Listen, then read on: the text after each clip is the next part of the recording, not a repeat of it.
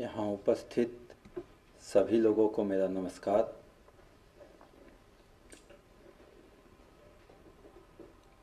रजा पे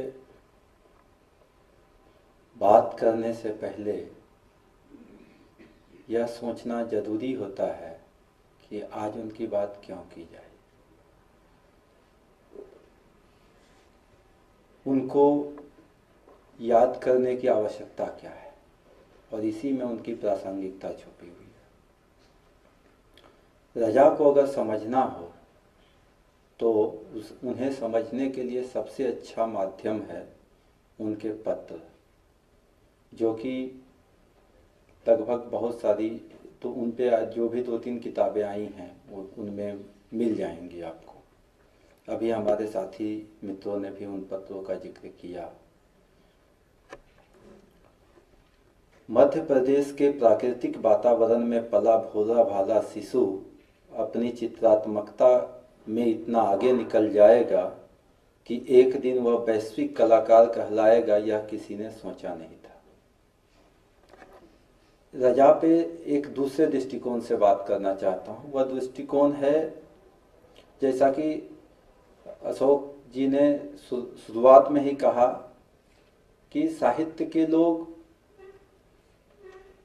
अन्य कलाएं जो हैं उनकी आलोचना नहीं करते हैं या उनसे जुड़ते नहीं हैं, और बहुत कम लोग हैं जो कि अपने क्षेत्र को छोड़कर दूसरे क्षेत्र में आते हैं। और इन्होंने एक मौका दिया है समस्त युवाओं को इस क्षेत्र में आने के लिए। तो मैं रजा के चित्र कला और साहित्य का जो संबंध है उस पर मैं बात करूंगा। रजा साहित्य और चित्रकला के बीच अद्भुत समन्वय स्थापित करते हैं। जितना वे साहित्य से प्रभावित थे उतना ही वे साहित्य को भी प्रभावित करते हैं। रजा अपने चित्रों में पसंद की काव्य पंक्ति या कोई शब्द या श्लोक और कभी कभी पूरा एक पैराग्राफ तक लिखते हैं। इसकी शुरुआत वो 1963 में करते हैं। वो जोर दी इससे चित्र में लिखते हैं, आनो भद्रा कत्तो यंतु विश्वतो। इसके बाद वे 1967 में लिखते हैं, यत्र नार्यस्तु पूज्यते रमन्ते तत्र देवता। इसके बाद के चित्रों में वे लगातार अपने चित्रों में कविता, कोई उक्ति, संस्कृत की एक पंक्ति या अंग्रेजी का कोई कोटेशन लिखते हैं। यहाँ यह ध्यान देने वाली बात है कि वे चित्र पर संस्कृत में लिखना शुरू करते हैं और उर्दू के शेर के साथ साथ सूफी संत के दोहे से होते हुए हिंदी और अंग्रेजी के कवियों की पंक्तियों को लिखते हैं। यहाँ पाठकों को यह भी ध्यान रखना चाहिए कि रजा ऐसा केवल लगभग 100 चित्रों में ही करते हैं, सभी में नहीं। जिन चित्रों में वे ऐसा करते हैं उनके विषय भी उन पंक्तियों से जुड़े हुए हैं, जैसे मानवाधिकार, चमत्कार, प्रकृति, पंचतत्व, हे राम, महाभारत, अमरकंटक इत्यादि। 2011 के एक रेखांकन में एक शेर वो लिखते हैं। वह शेर इस प्रकार है, कुछ नहीं तो कम से कम ख्वाबे सहर देखा तो है, जिस तरफ से देखा न था उस तरफ देखा तो है। इसी तरह वो आंचल शीर्षक में बने चित्र में, वो 2011 का यह चित्र है, उसमें वो लिखते हैं, सिर्फ लहरा के रह गया आंचल, रंग बनकर बिखर गया कोई, गर्दिशे खूं रंगों में पैदा हुई, दिल को छू कर गुजर गया कोई, फूल सा खिल उठा तसब्बुर में, सामने शौक भर गया कोई। अब उनकी जो है सूफी कवियों की जो वो पंक्तियां लेते हैं, उसके 1-2 उदाहरण मैं दे देता हूँ। 1998 में श्याम दो नामक चित्र में वो लिखते हैं, ज्यों ज्यों डूबत श्याम में त्यों त्यों उज्ज्वल हो। इसी तरह वे 2005 के चित्र जो कछु है सो तोर चित्र पर वो लिखते हैं, मेरा मुझ में कुछ नहीं, जो कुछ है सो तोर, तेरा तुझको सौंपते क्या लागत है मोर। और संस्कृत की उनकी पंक्तियां देख लीजिए। 1994 में बने नाद बिंदु चित्र में वो लिखते हैं कृचि दस्योति बिंदु नाम। 1967 में बने इल ने पास प्लैंक चित्र पर उन्होंने लिखा है न शुक्लम न कृष्णम न रक्तम न पीतम न कुब्जम न पीनम न हर्षम न दीर्घम अरूपम तथा ज्योतिकार तत्व तारे को विशिष्टम शिव कवलोहम। वे अपने चित्रों में हिंदी की कविताओं को भी लिखते हैं। 1987 के शून्य नामक चित्र में लिखते हैं वो, इस तम शून्य में तैरती है जगत समीक्षा। 1968 में इन कोनी नामक चित्र में लिखते हैं पंथ होने दो अपरिचित प्राण रहने दो अकेला। ये तो कुछ उदाहरण है।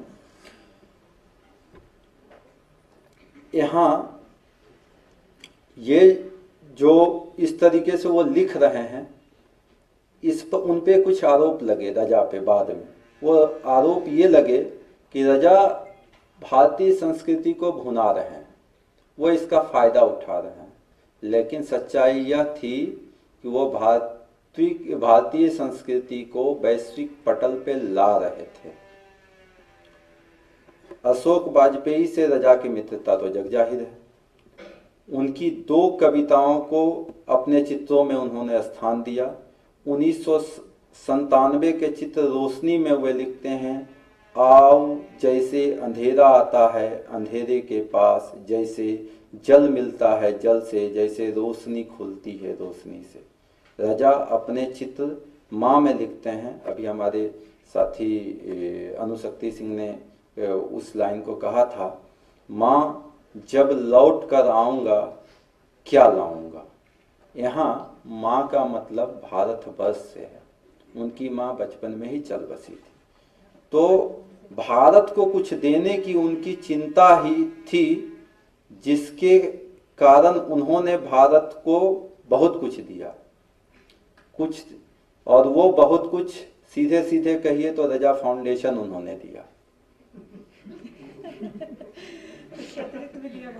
हाँ,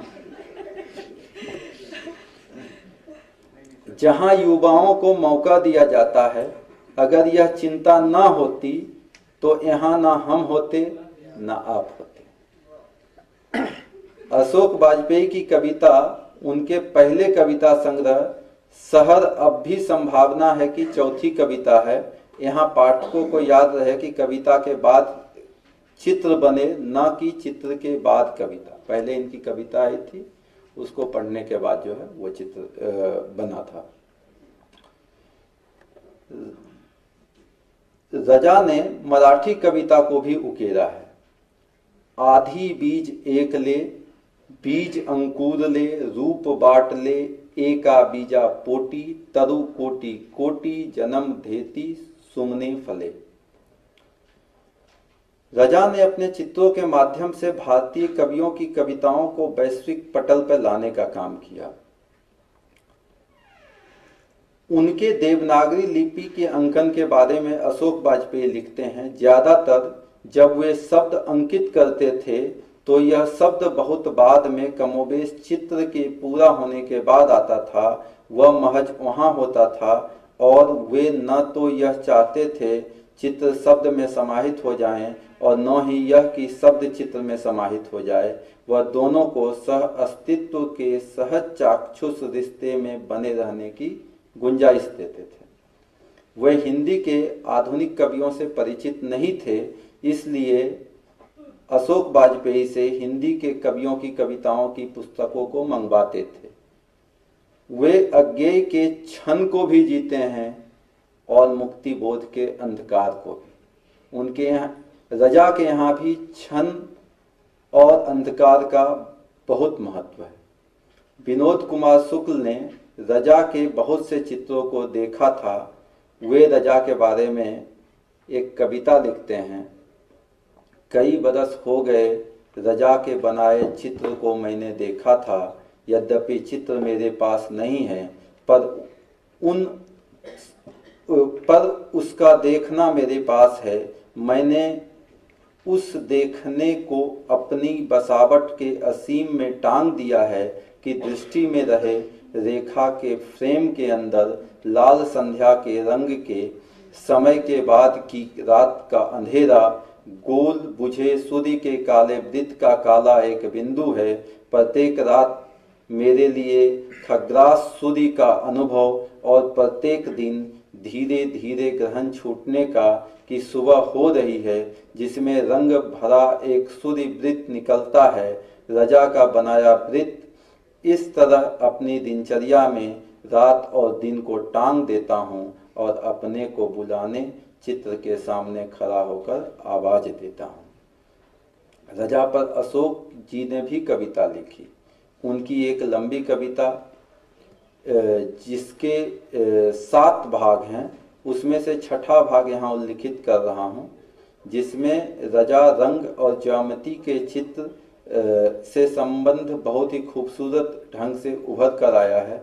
रंगों को कहाँ पता था कि उसमें प्रार्थना बसी है, ज्यामिति को आभास तक न था कि उसमें प्रार्थना का विन्यास है, चित्र कहाँ जानता था कि वह प्रार्थना पुस्तक का एक पृष्ठ है।